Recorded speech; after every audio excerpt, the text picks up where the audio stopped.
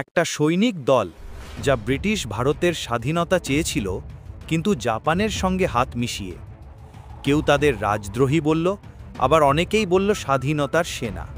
এই ছিল আজাদ হিন্দ ফৌজ, অন্যান্য নামে Indian national army INA.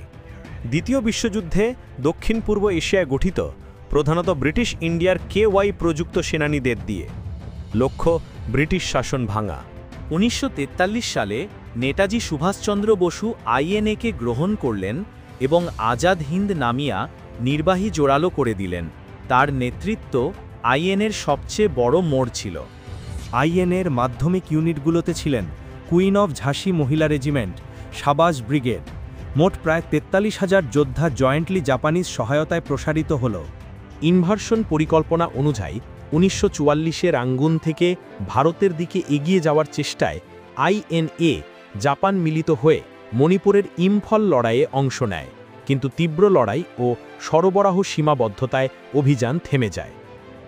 Bose Azad Hind নির্বাসিত প্রভূত সরকার গঠন করেন, যোগ করেন যুদ্ধ ঘোষণা ব্রিটেনের বিরুদ্ধে।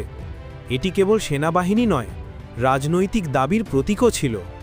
পরাজয়ের পরে আইএনএর অনেক সদস্যকে এক্সট্রিমিস্ট বলে দেখা হয়, তবে আইএনএ ট্রায়ালগুলো ভারতীয় জনমনের স্বাধীনতার বীজ জাগিয়ে দেয় এবং স্বাধীনতার পরে আইএনএ সৈনিকদের অবদান ব্যাপক আলোচনার বিষয় হয়। আইএনএ বিতর্কিত ছিল, কিন্তু এটি নীরব করা নয়।